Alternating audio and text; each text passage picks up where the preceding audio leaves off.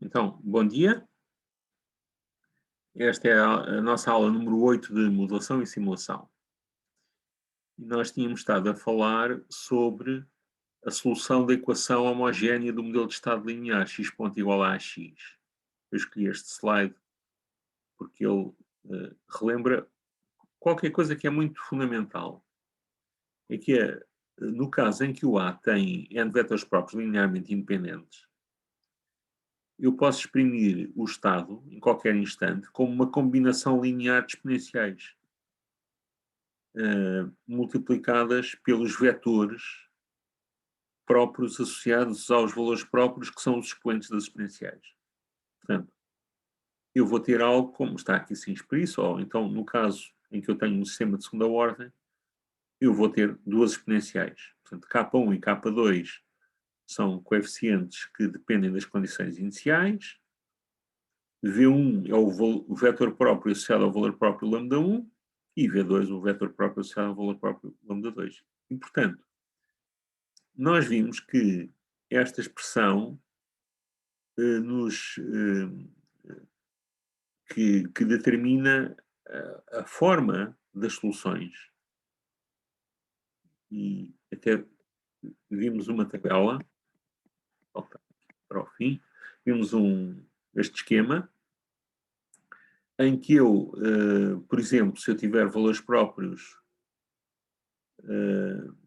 complexos conjugados, com parte real negativa, eu vou ter qualquer coisa que está a oscilar, tenho uma oscilação que tem valores complexos, vai dar um seno e um cosseno, e ao mesmo tempo está multiplicada pela exponencial associada à parte real negativa, que está a diminuir. Eu vou ter é levantado a menos parte real vezes o tempo, vezes é levantado à parte imaginária pura. E por aí fora, não é? Chegamos podemos considerar estes vários casos que estão aqui sim. Por exemplo, há um caso em que eu tenho um valor próprio real positivo e um negativo, que é este caso aqui, e em que vimos que íamos progredir. Há aqui duas trajetórias de estado que correspondem a condições iniciais, começam alinhadas com os vetores próprios e correspondem a estas retas alinhadas com os vetores próprios. E depois, se começar um bocadinho ao lado, eu vou ter qualquer coisa que que é a composição dos dois movimentos, das duas exponenciais. Há uma que se aproxima da origem e outra que se afasta, e portanto eu vou ter, à medida que o tempo passa, qualquer coisa assim. Isto chama-se um ponto de célula. Pronto, isto foi o que nós vimos na nossa última aula. E eu hoje, como eu vos disse, eu queria falar-vos sobre Napoleão. Parece um bocadinho estranho, não é? Deixem-me ir ligar o quadro branco.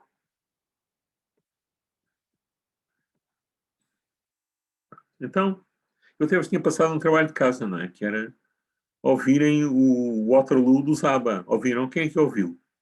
Alguém ouviu? Ninguém fez o trabalho de casa? Eu acabei de ouvir há pouco. Desculpa? Eu ouvi há pouco tempo. Ok, está bem, mas foi antes da aula, vale. Portanto, fizeste trabalho de casa. Sim, senhor. Pronto. Então, o que é que tu sabes sobre Waterloo e Napoleão? De facto, a música diz muito pouco, não é?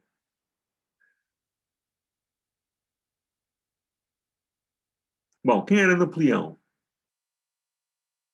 Vamos pôr de parte para um cabeleireiro que existia na Avenida da Liberdade. Era uma pessoa muito pequena que se chateou muito. Era uma pessoa muito pequena que se chateou muito, exatamente. E que fez mal a muita gente, não é? Eu acho que ele não gostava muito de ser baixinho. Ele não gostava de ser baixinho. E ele viveu em que período? Finais do século XVIII, início do XIX. Exatamente, exatamente. E qual era a profissão dele? Ele era. Eu sei que era da parte das. Ele era da parte das Forças Armadas. Ele era militar, exatamente. Era Era um militar. grande especialista em artilharia. Ele distinguiu-se. Houve um cerco em Toulon dos ingleses e ele distinguiu-se na defesa de Toulon, comandando a artilharia. era um tenente, acho que eu, tinha uma patente muito baixa e acabou, como muitos de vós sabem, se calhar todos sabem, imperador dos franceses e liderou um movimento expansionista por toda a Europa que chegou a Portugal, não é?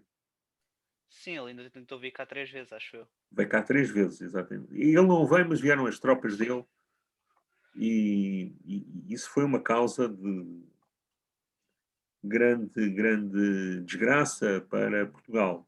As pessoas na altura sofreram imenso, porque houve um roubo sistemático e houve crimes. Não é? Eu lembro-me, hoje essa expressão não se usa muito, mas o ir para o maneta, não sei se já ouviram a expressão ir para o maneta. Alguém ouviu? Ir para o Não, não. maneta, diz. Não, eu não ouvi, nunca o tinha ouvido. Ir para o maneta, as expressões vão caindo em desuso também. Ir para o maneta era uma coisa comum há 50 anos. E significava morrer ou ficar muito mal. Está bem? E isso vinha das invasões francesas, porque houve um general, que era o general Loison, que era maneta, e que era uma pessoa que era terrível. Ele fuzilava todos os camponeses portugueses que encontrava. Portanto, alguém que fosse para o maneta já sabia o que é que ia acontecer. E há muitas descrições, e hoje começam até a surgir estudos sistemáticos, com base em estatística. São coisas difíceis de fazer, mas já há trabalhos feitos sobre isso. Por exemplo, a relação entre a pobreza induzida e as doenças, ou até a falta de roupa. As pessoas eram roubadas e ficavam nuas. É uma coisa que para nós é um bocado inconcebível, mas isso acontecia quando não eram pura e simplesmente assassinados.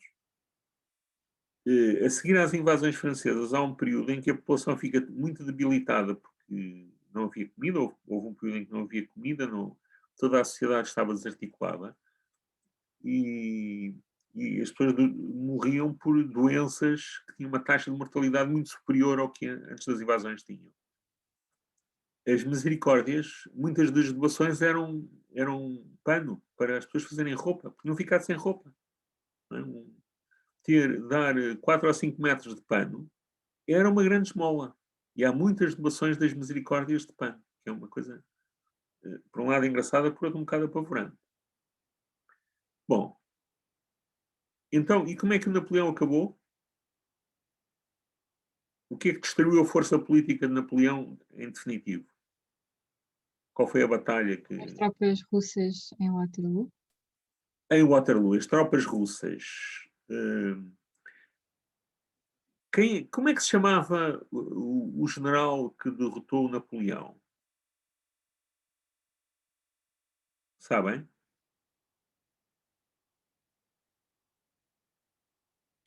Era o Duque de Wellington.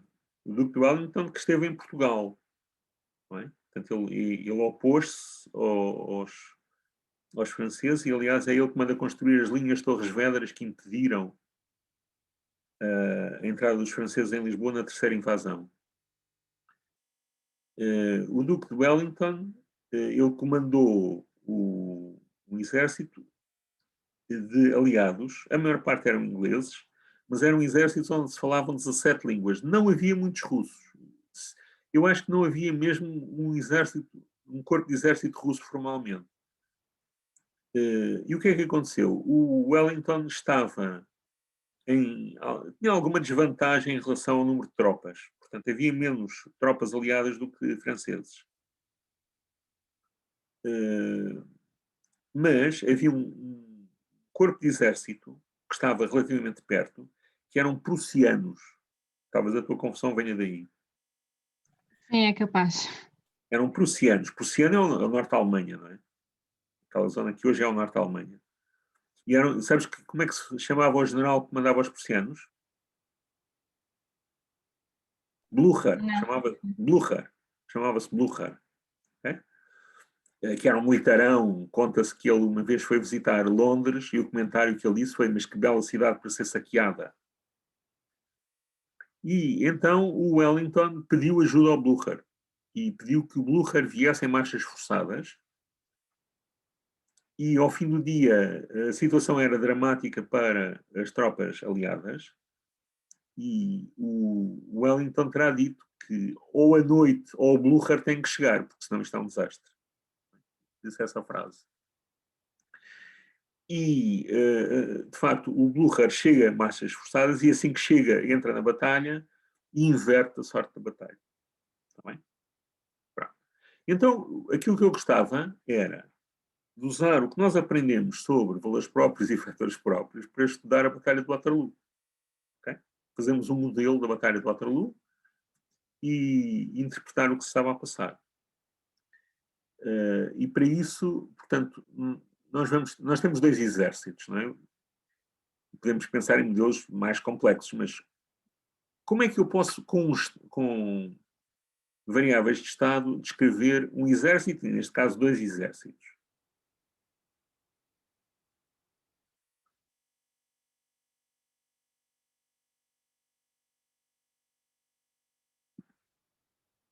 O número de soldados, por exemplo.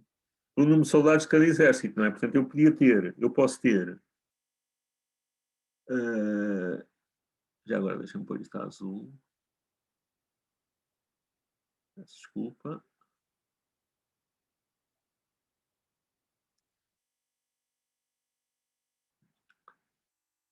X1, o número de franceses.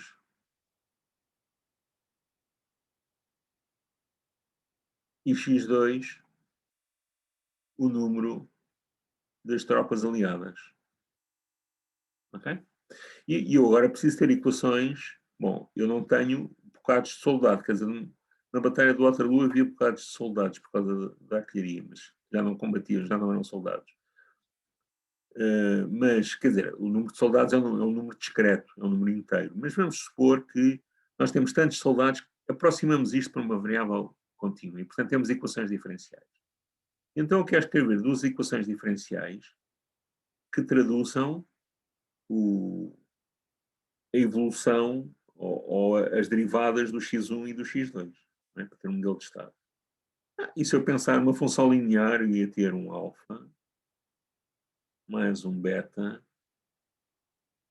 x1 mais um gama x2. Ok? Pronto. Isto é a função mais simples que eu posso pôr aqui, não é? Uma função linear. E eu agora queria vos perguntar o seguinte.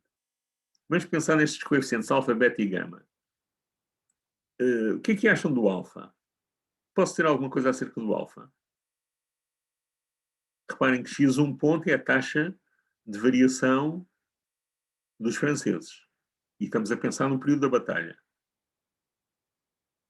O que é que podem dizer sobre o alfa? Diz. O alfa não depende do número, ou seja, pode depender dos alimentos, não há alimentos e morrem naturalmente sem alimento, ou pessoas que se juntam ao exército. Vamos pensar que os exércitos estavam definidos. Vamos pensar que o exército estava definido, portanto, ele não estava continuamente a receber pessoas de fora. Recebi depois aquele bocado, aquele reforço do Blücher. Mas há um período até receber o reforço do Blücher em que eu não tenho lá ninguém, não tenho ninguém a chegar. Houve deserções, houve pessoas que saíam, mas vamos desprezar isso. O que é que significava se eu tivesse só x1 ponto igual a alfa? Como é que o x1 evoluía?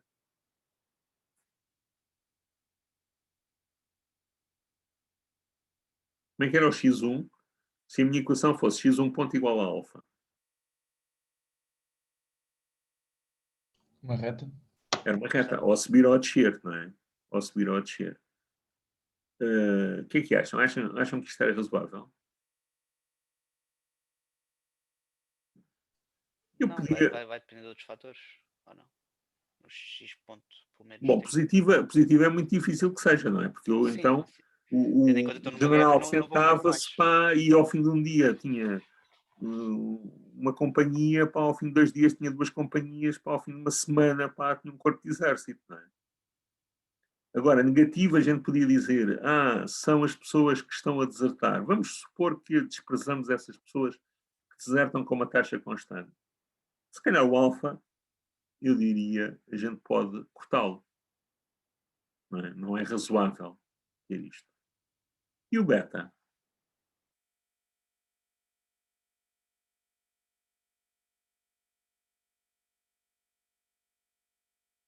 O que é que podem dizer do beta?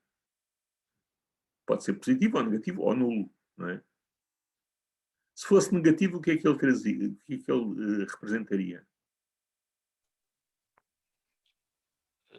Mortes? Representaria uma taxa de mortalidade, não é? Por causas próprias, não devidas aos ingleses, que era só devidas aos Sim, próprios. tipo fome, Pronto. doenças, etc. A batalha durou cerca de 8 ou 9 horas, ou qualquer coisa por aí. Portanto, vamos supor que as pessoas que começaram acabaram e que o número de mortes por doença foi desprezável. E, portanto, eu se calhar também posso assumir que o beta é 0. Okay? Mas o professor assume que a derivada do x1 é proporcional. Agora, se o professor cortar, fica só o x2, mas também não tem a ver com a força relativa de um em relação ao outro. Imagina, eles podem ter 100. Eu posso considerar modelos não lineares, mas eu queria arranjar um modelo linear. Portanto, eu só vou. Mais simplificado. Eu podia juntar aqui mais termos, não é? Eu podia juntar aqui mais outra letra, alfa, beta, gama, delta, x1, x2 e depois os quadrados e por aí fora. Estás a ver? Mas vamos ver o que é que a gente consegue tirar só com o modelo linear. E, portanto, isso exclui esses outros termos. Está bem? Então, aqui assim, o beta, este beta x1, ou os soldados se reproduziam, o que não é razoável, não é? Porque epá, o tempo de incubação de um ser humano até ficar um soldado são 18 anos, não é? A batalha dura 9 horas. Ou então estavam a morrer a uma taxa relativamente elevada. A pessoa demora uns dias, talvez umas semanas a morrer de causas naturais e portanto, a variação de vida ou doenças para baixo ou a reprodução para cima seria desprezável. E, portanto, eu não tenho beta, tenho esta. E agora resta-me este gama x2. O que é que podem dizer sobre o gama? Professor, Sim? nós também poderíamos considerar o beta como friendly fire. Sim, Ou desertar. como um friendly fire, sim, mas vamos desprezar isso também, para já. Ok, é um bom ponto. Reparem que depois eu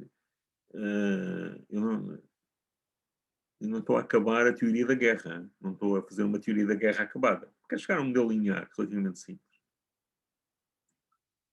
E o gama? Homicídio. Diz? Homicídio, os aliados que matavam os franceses. Sim, não é propriamente homicídio, porque homicídio tem um Sim, contexto criminal. Então, mas como é É que era? guerra. Positivo, negativo? É um valor negativo. é negativo.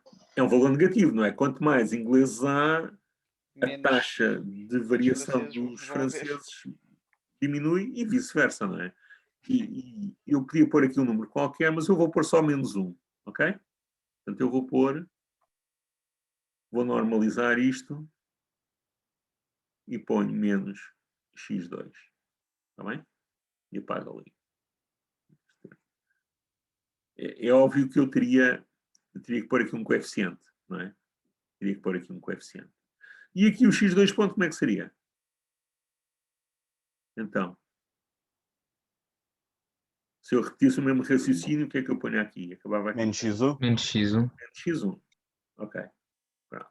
Então tenho um modelo linear muito simples, não é? Muito simples. E posso escrevê-lo na forma matricial. Portanto, vou escrever aqui embaixo. x1 ponto, x2 ponto, igual a 0, menos 1 e 0. Não me enganei, para não? x1, x2. Ok? E, portanto, eu vou ter... E agora, o que é que eu quero fazer? Eu tenho o meu x1 e o meu x2. Começo com uma certa condição inicial, e a minha condição inicial é 3, 2. Portanto, eu vou dizer que inicialmente eu tinha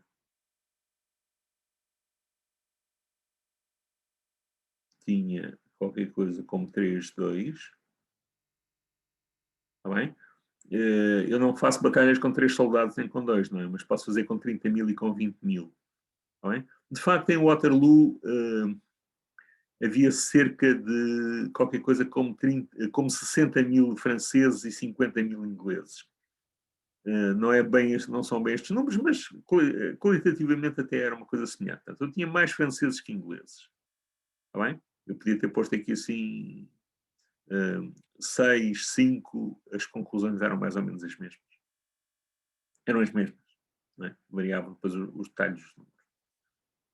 Bom, e então eu começo aqui num certo ponto, não é? Eu vou começar aqui num certo ponto. Pronto. Isto agora vai evoluir. Quando a batalha avança, o que é que acham que vai acontecer? Eu vou andar para a direita ou vou andar para a esquerda? Ou vou andar aqui na direção do centro? Vou andar para este. Em direção ao centro, porque vão diminuindo. Porquê? Os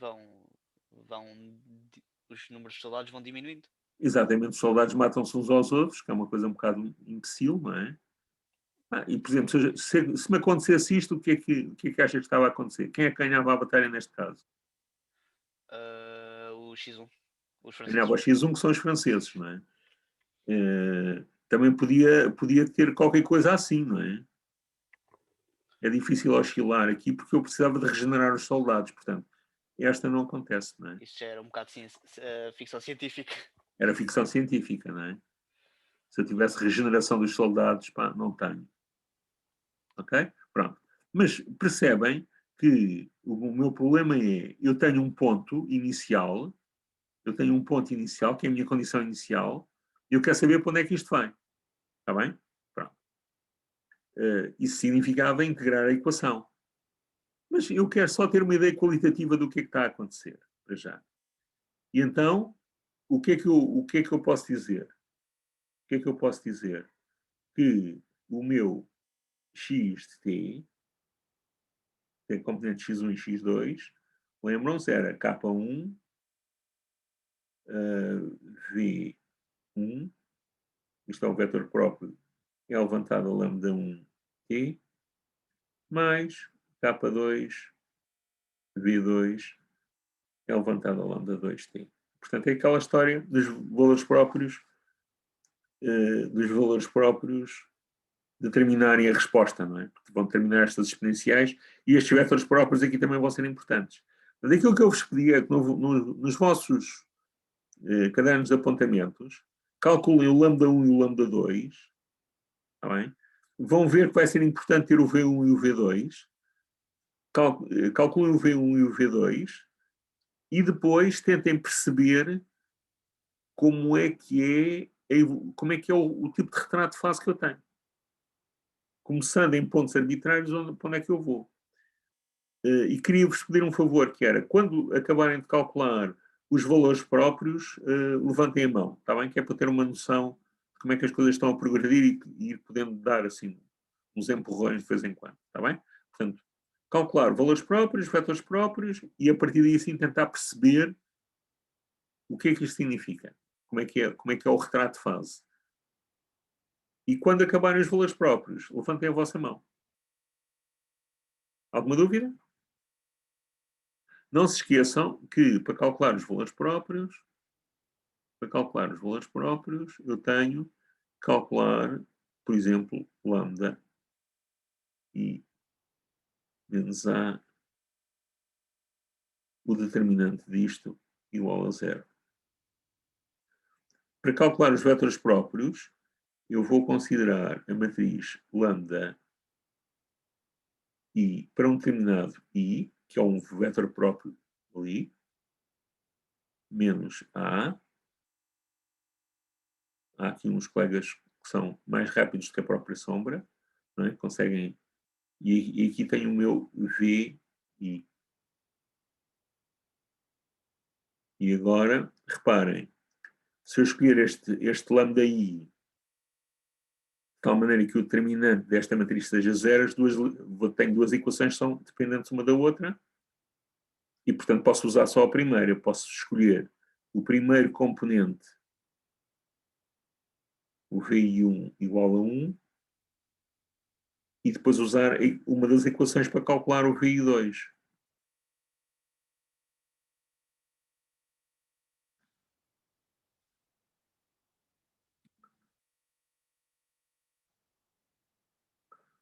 Ok, vamos dar algum ritmo a isto.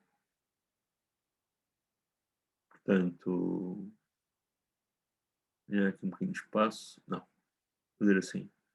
Portanto, ficava com lambda 1, lambda, isto é lambda quadrado menos 1, e portanto eu vou ter lambda 1 igual a 1 e lambda 2 igual a menos 1. Okay? E agora, as minhas equações era esta matriz vezes os V's, portanto, eu ficava com lambda I, VI1, mais VI2 igual a 0. Mas se eu fizer o VI1 igual a 1, isto fica VI2 igual a menos lambda I. E, portanto, se eu tiver lambda 1 igual, um pouquinho para a direita,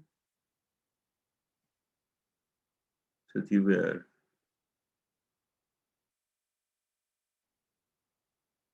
lambda 1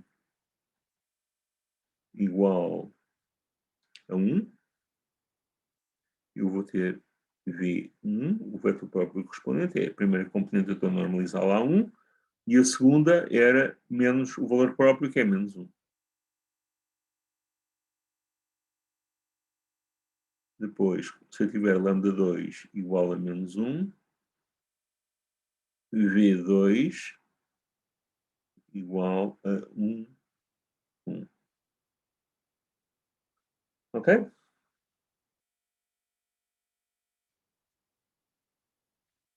Não me enganei, para não?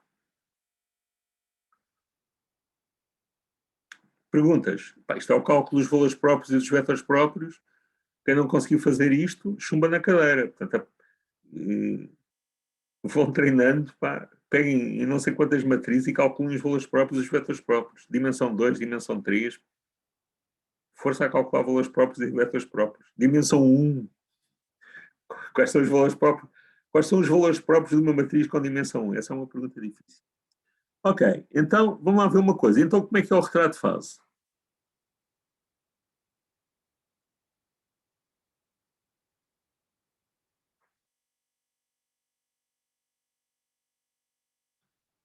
Como é que é? Que tipo de resposta é que eu vou ter? Vou ter oscilações?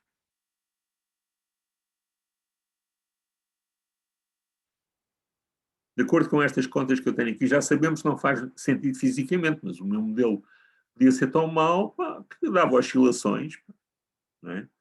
O mundo está cheio de modelos, pá, enterrados. Pá. Não deram o que não dar. Posso ter oscilações? Não, as exponenciais são de expoente real. São de expoente real, não é? Uma positiva e outra negativa. Então, isto até tem um nome, este ponto, não é? Lembram-se do nome? Ponto Cella. É o ponto de Cella, exatamente. E então o que é que eu tenho que ver para, quando eu tenho esta situação, tem um valor próprio real positivo e um valor próprio real negativo? Qual é a primeira coisa que eu tenho que ver para perceber como é que é o retrato de fase?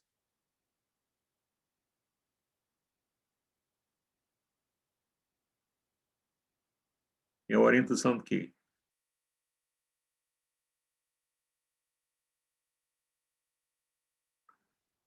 Dos vetores próprios. Ok? Eu tenho aqui um vetor próprio é 1. E aqui tem outro fator próprio, que é 1 menos 1. Está bem? E marquei-os assim. Até nem pus setinha de propósito. Porquê? Porque isto define direções, não é?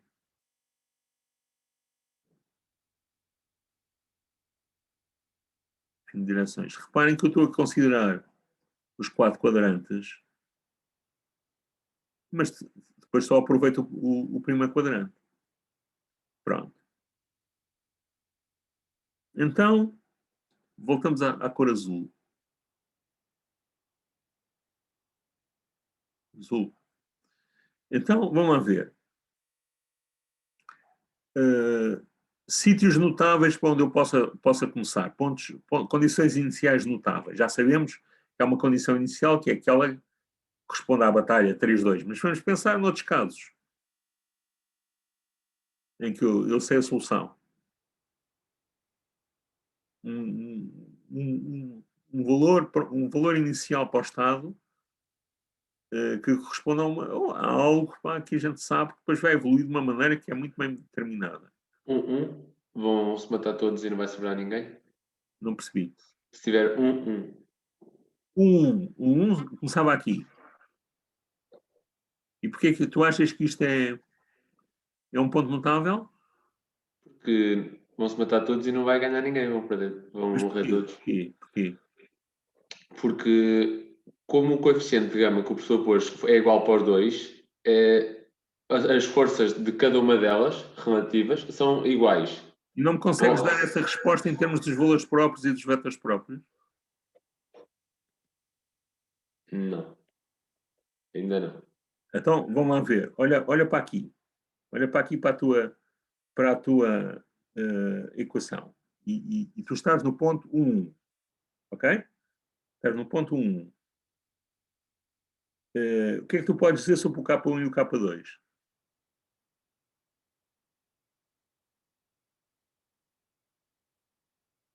Qual é a relação entre o V1, o V2 e o ponto que tu escolheste? Portanto, entre os dois riscos vermelhos e aquele pontinho que, no fim de contas, é a ponta de um vetor.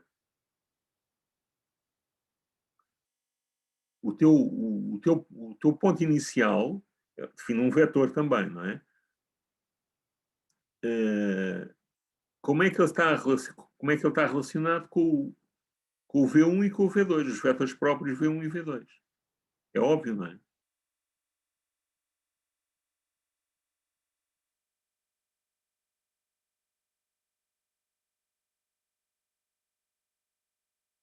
Professor, eu peço desculpa, eu entrei em meio. Mas o V1 e o V2 é o 0 menos 1 e o menos 1, 0, certo? O V1 é 1 menos 1 e o V2 é 1, 1, 1. São estes que estão aqui embaixo. São os vetores próprios da matriz. Os vetores próprios associados aos valores próprios 1 e menos 1. Está bem? Pronto. E agora eu sei que a tua solução é dada por isto. Está bem? Portanto, em particular, se t for igual a 0, o que é que fica? Fica x de 0 igual a quê? Bom, K1 é K1, não é? K1V1 mais K2V2. Mais K2V2, não é? Porque as exponenciais ficam iguais a 1. Sim, sim. Pronto. Qual E é que era agora a tu condição inicial começaste que aqui tínhamos neste ponto. proposto? Começaste aqui neste pontinho. Vou pôr aqui É uma o cruz. 1, né? E então estás em cima do V1. Estás alinhado com o V1. Então, e o que é que podes dizer sobre o K1 e o K2? Então não. K2 é 1 e o K1 é 0. K2 é 1, K1 é 0. Portanto, não tem componente nenhuma segundo o V1, não é? Certo? Pronto. Então, se o K1 é 0, o xt fica xt igual a uma constante, V2 é levantado a lambda 2t. E quando o tempo passa, o que é que vai acontecer? A exponencial vai, o lambda 2, quanto é que vale o lambda 2? Vale menos 1, portanto isto é levantado em menos t. Vai decrescer.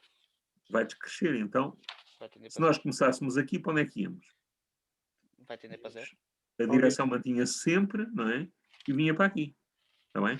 E se eu tivesse começado aqui?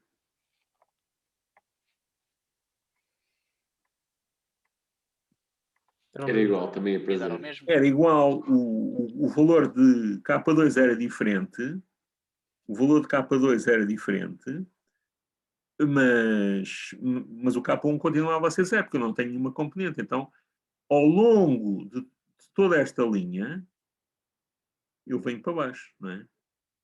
Então, e se eu começasse aqui?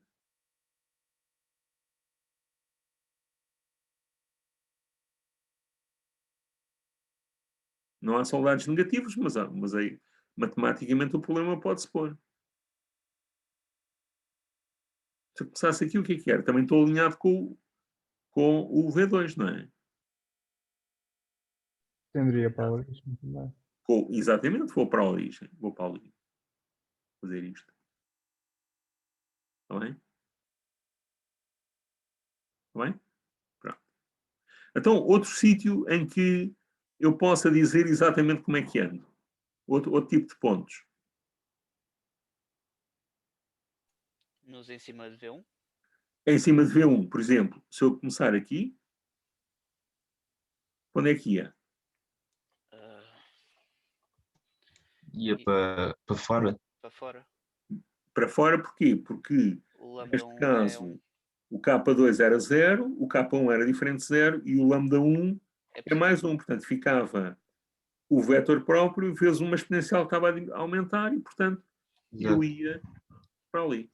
Ia-me afastar. Está bem? Ok? E se eu começasse aqui?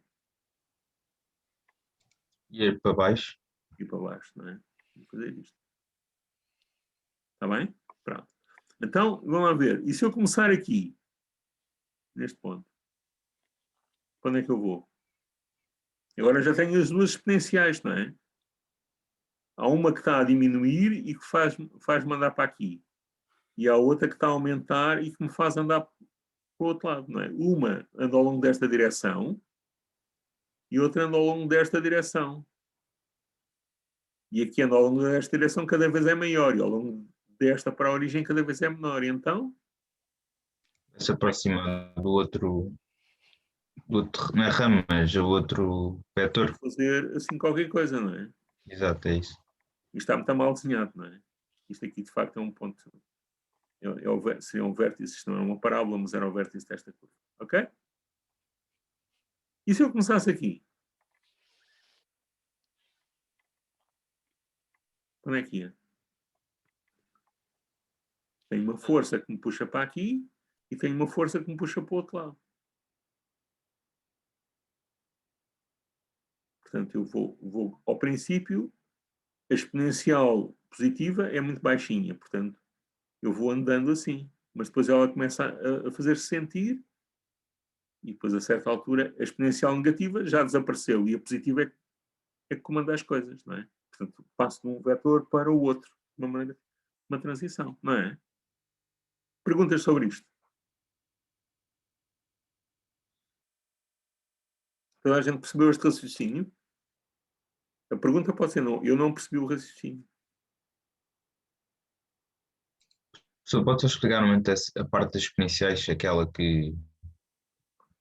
Ok, então posso apagar aqui as equações para ganhar um pouquinho de espaço.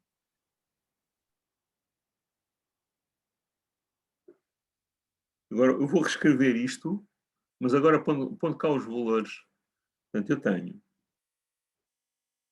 x de t igual a k1, depende do sítio onde eu estou.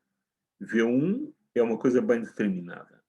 E agora, o lambda 1 vale 1.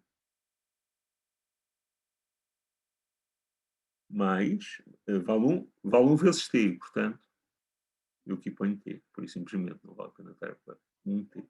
T.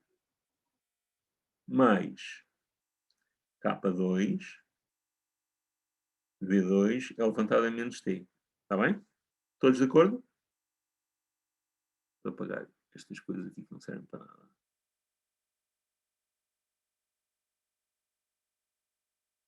Isto aqui também temos a apagar.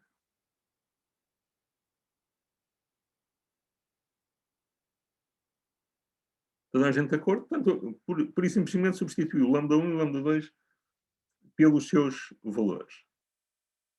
Então, reparem, quando eu começo alinhado ou com o V1 ou com o V2, ou tenho um fator de escala que é uma exponencial positiva ou uma exponencial negativa. Isso toda a gente percebeu, não foi? Alguém não tenha percebido? Se eu começar alinhado ou com o V1 ou com o V2, o coeficiente do outro anula-se e, portanto, eu fico só. Não é? Se eu começar alinhado com o V1, o K2 é 0. Portanto, fico só com um fator. É o V1 vezes uma exponencial e, portanto, desliza em cima do V1. Este K1 pode ser positivo ou negativo, portanto, pode estar de um lado ou pode estar do outro. Não é? E vice-versa para o V2. Se eu começar alinhado com o V2, o K1 é 0. Agora suponham que eu começo aqui neste ponto. O K1 e o K2 vão ser os dois diferentes de 0. Não é? Portanto, o que é que eu tenho? Aquilo que eu tenho é uma exponencial crescente alinhada com V1 mais uma exponencial decrescente alinhada com V2. Ok? Então, o meu movimento processa-se ao longo de V1 de uma maneira que vai aumentando cada vez mais e ao longo de V2 de uma maneira que vai diminuindo cada vez mais. Portanto, vamos repetir o boneco aqui. Se eu tenho V1, esta direção, e tenho esta outra direção. Desculpem, este era o V2, não é? O V2 e que era o V1. Está bem? E eu sei que o V2, eu tenho o V2 corresponde à exponencial decrescente. Portanto, se eu tivesse cá, vinha para aqui. E se estivesse aqui, me afastava. Agora, eu comecei aqui. Perto do V2. Se eu estou perto do V2, bom, se não estou lá, exatamente lá em cima, o meu K1 e o K2 são diferentes de 0.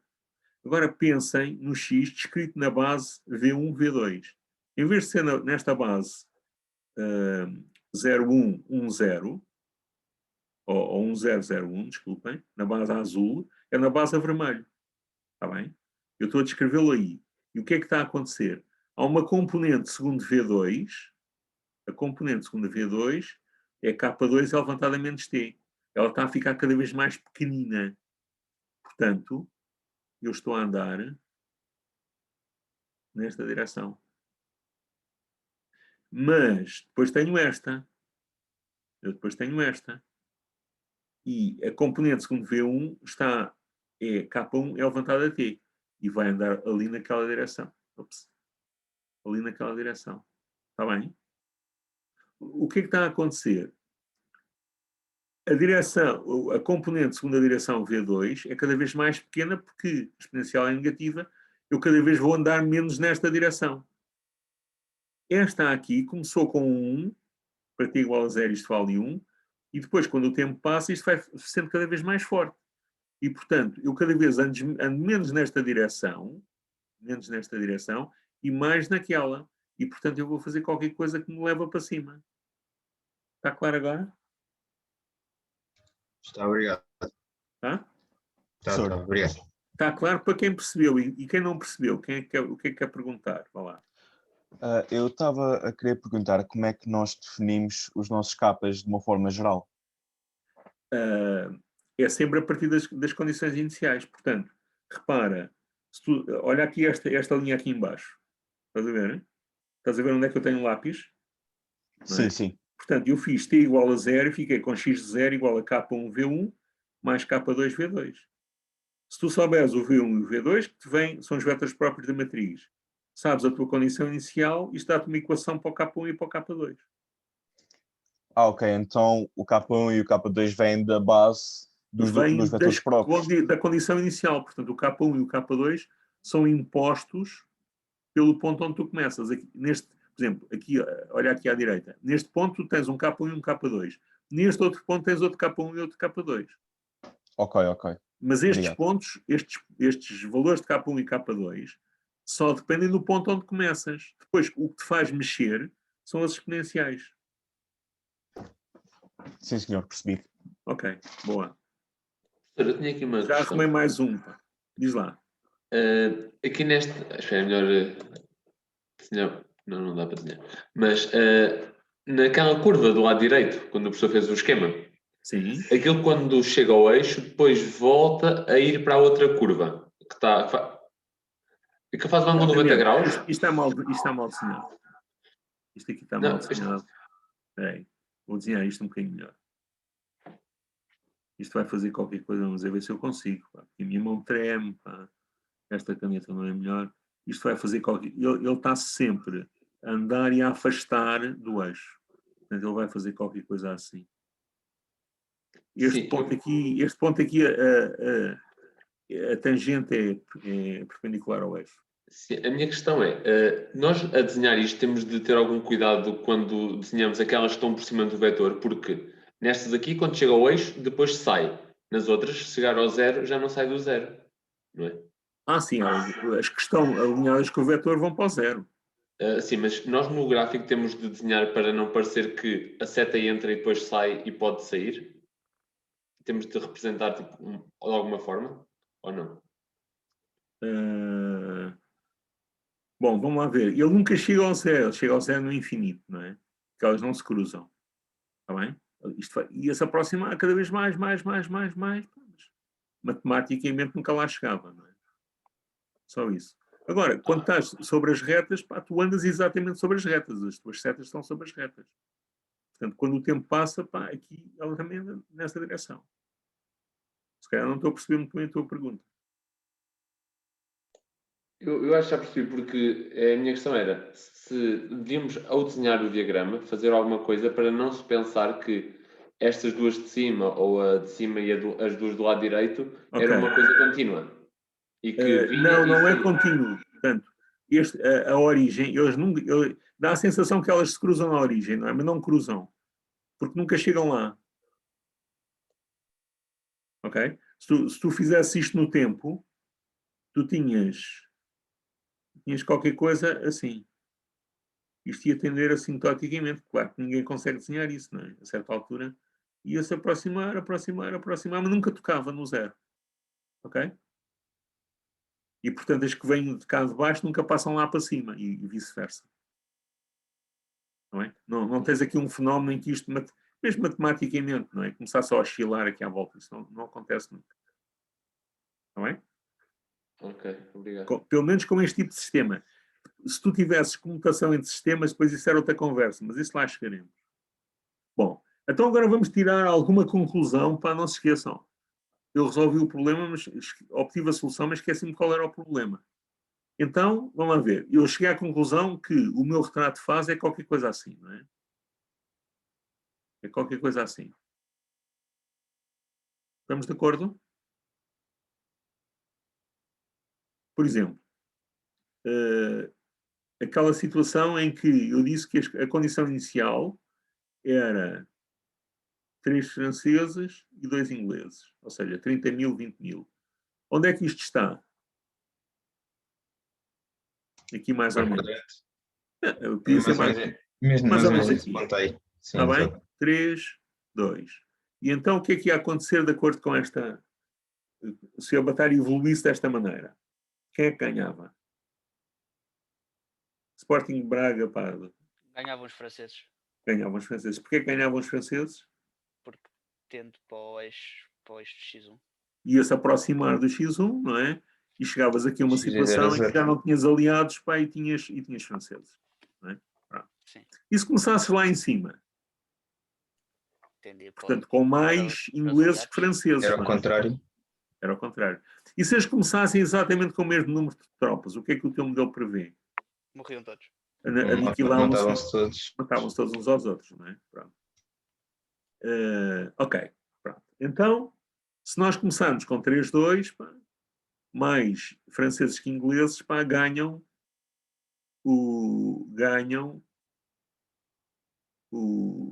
os franceses, não é? Pronto. Mas há o Blücher. O que é que o Blücher faz? A batalha vai evoluindo. Vamos fazer aqui a ver. A batalha vai evoluindo, não é? A começam aqui, pá, os tipos vão-se matando conscienciosamente uns aos outros, e a certa altura o que é que acontece? Chega ao Blücher. Pá. Quando o Blücher chega, o que é que acontece aqui neste diagrama? Ganho para cima. Há um salto para aqui, não é? E ao haver um salto para aqui, depois como é que as coisas evoluem? Pronto, vai tendo para o eixo. Vai ser uma coisa assim, não é? Ia acontecer uma coisa assim. Pronto. Ok? Pronto. Agora, a preocupação do Wellington era que o Blücher chegasse tarde. Não é? Se o Blücher não se chegasse, ou se chegasse muito tarde, ele podia chegar, mas chegava muito tarde, o que é que acham que podia acontecer? Se ele chegasse mais tarde, se calhar depois já tinham morrido os franceses todos. Os franceses não, os ingleses. Sim, os ingleses, sim.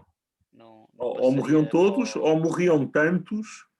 Depois não dava quando ele para... saltasse, o que é que acontecia? Saltava para aí, ficava abaixo. Ficava abaixo, pá, e à mesma. Dava um saltinho para ali, mas era too little, too late, pá, e continuavam a ganhar os franceses. Pá. Então, um problema que se põe é qual é o tempo máximo em que o Blücher podia chegar para que os ingleses ainda ganhassem. Estão a perceber? Qual era o tempo máximo que ele pode chegar para que os ingleses... Isso traduz o quê? Vamos amplificar aqui este boneco. Vou limpar aqui uma data de coisas. Limpar aqui uma data de coisas. Estas limpamos. Temos de encontrar o ponto onde... Qual é a condição? A condição é que quando se soma as tropas que vêm, tem de ficar abaixo daquela reta. Logo, era olhar para a reta e tínhamos de subtrair a quantidade de tropas que eram adicionadas e ver onde é que isso interceptava a linha. Vamos amplificar aqui o boneco.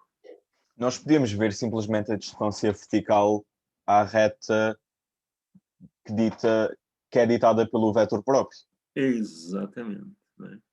A ver, eu vou apagar isto e depois refaço. Eu tento melhorar os meus desenhos, mas eles cada vez ficam piores.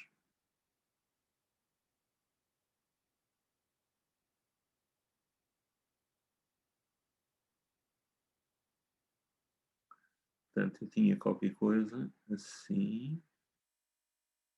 Assim. Tenho a minha reta a 45 graus, não é? Que é definida pelo V2. E agora eu comecei aqui e aquilo começou a cair.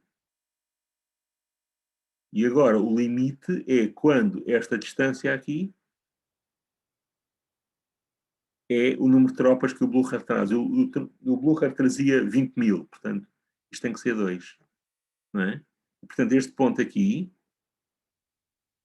aqui, quando eu aumento de 2, tem que me dar, eu sei que esta reta está a 45 graus, tem que me dar exatamente aqui este valor. Ou seja, a minha condição é que o x1 de x1 do t, vamos chamar TS de switch, porque há um switch aqui, não é?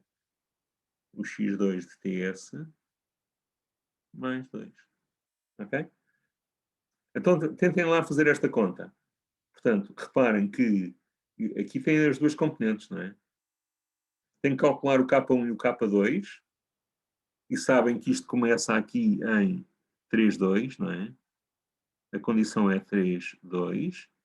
Portanto, tem que calcular K1, tem que calcular o K2 e depois tem que impor esta condição. E depois resolvem em ordem ATS. Vejam lá se são capazes de fazer estas contas. Enquanto eu vou lendo o jornal. Antes de ler o jornal, nós temos que resolver o K1 e o K2 antes do mais 2 ou já com o mais 2 lá? Repara que o K1 e o K2 determina-te. O K1 e o K2 tem que ser a condição Determina-te inicial. esta ó. curva, exatamente. Assim, Não é? ok, ok. Tu estás a trabalhar com esta curva, portanto é o K1 e K2 com 3,2. Ok, ok. Ok? Está Obrigado. bem? Sim. Agora não quer mais interrupções, pá, porque eu vou ler o jornal. A bola.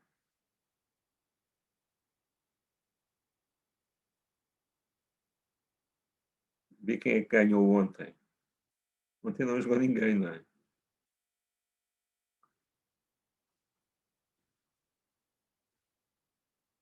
O Chaves ganhou 1-0 ao Vila Franquense. Eu vi para aqui.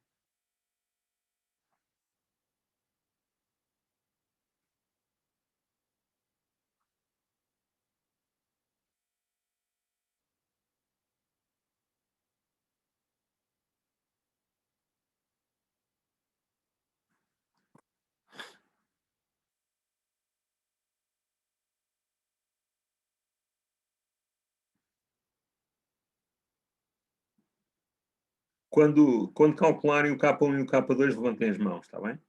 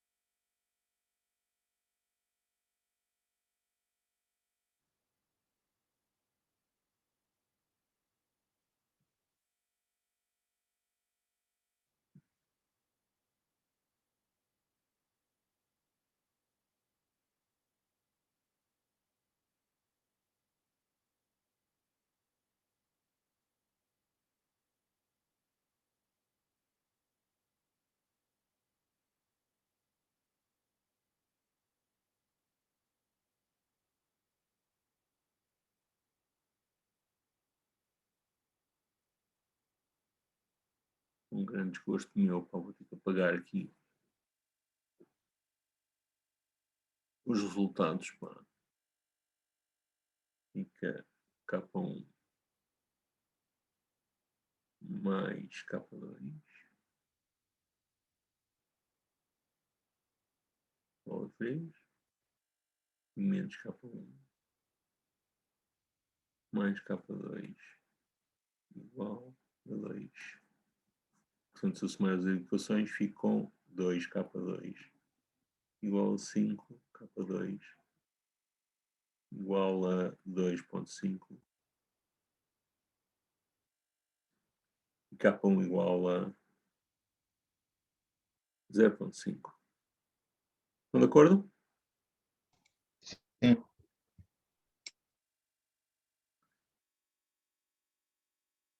Então agora é escrever estas equações.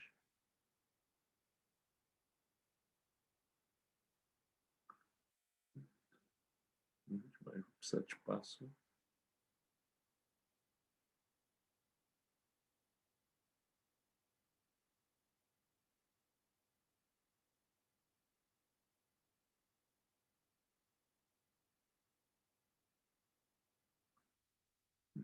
Com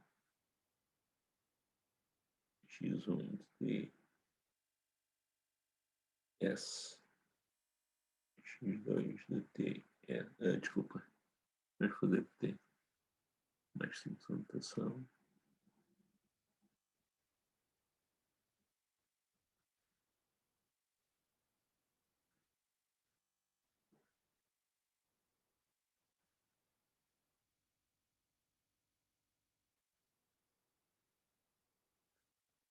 Ora, K1 é 0,5.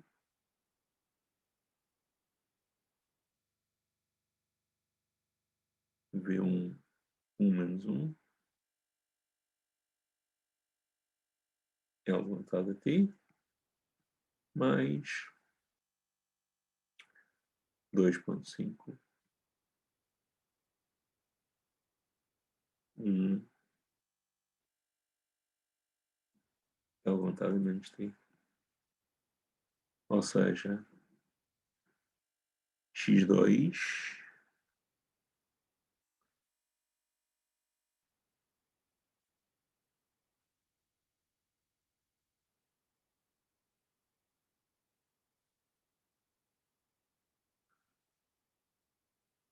x2 é o que? É menos 0,5 L levantado a TS mais 2,5 L levantado a menos TS é igual a x. Ah, não, isto é x1. Aqui é isto como deve ser.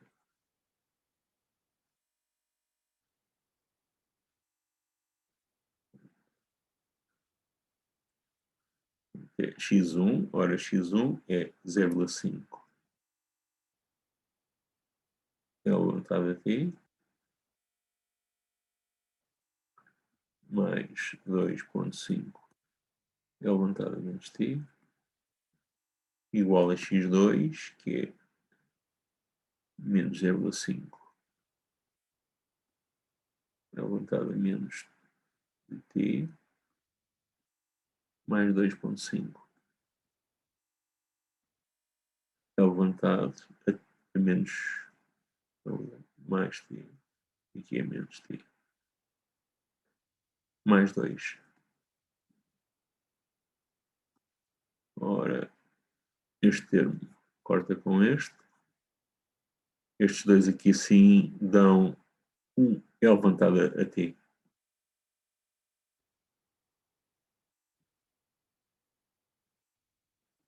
Podia voltar a explicar a expressão a verde?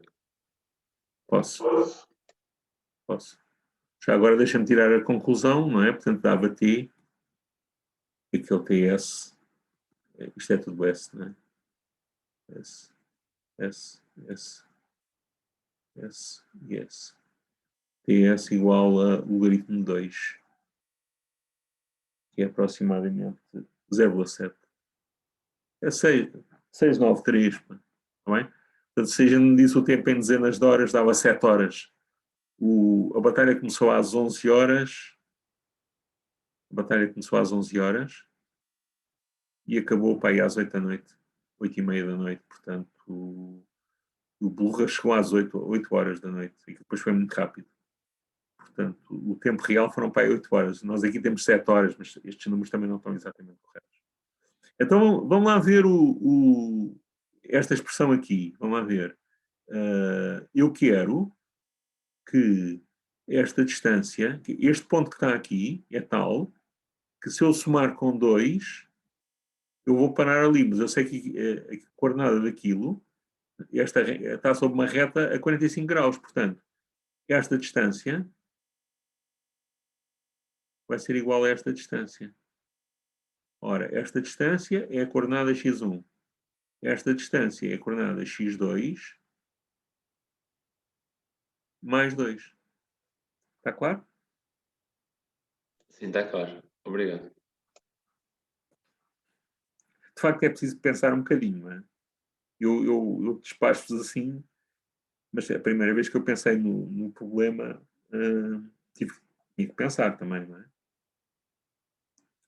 Mas este problema é engraçado porque vos faz refletir sobre o que é que significam os vetores próprios, não é? O que é que significam os valores próprios. Pensar um bocadinho sobre o retrato de face.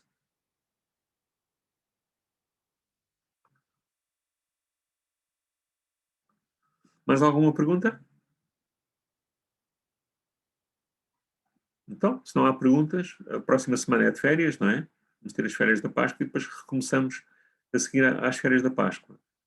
E vamos começar a falar sobre sistemas não lineares e vamos usar estes conceitos para tentar perceber como é que é o retrato de fase de sistemas não lineares. E aí a situação é muito mais rica, porque eu posso ter múltiplos pontos de equilíbrio. Está bem? Então, boas férias a todos. Boas férias. Boas Tenho uma férias, Muito boa obrigado, Páscoa. professor. Boas férias. Tenho uma questão Boa sobre a última Páscoa, gravação. Sim. A Deixa-me aula só. a aula foi dada em português, certo? A aula foi dada em português. Sim. É que o vídeo que está no YouTube é um vídeo de uma aula em inglês. Não, é que o CEE tem uma parte que é muito parecida ainda com esta parte. E isso é de CEE, não é de... Eu pus lá modulação e simulação. Sim, e depois assim pôs modulação e simulação. Então A matéria era mais ou menos parecida, então por isso é que eu fiquei na dúvida. Se fosse uma coisa totalmente disparatada, eu Mas está percebia, identificado. Não, é que há aqui uma parte que é tangente, que é semelhante. Eles depois divergem e nós também vamos divergir. Ok? Mas Pois, essa parte é semelhante. Eu esta, obviamente, ainda não a pus, porque estou agora a acabar de gravar.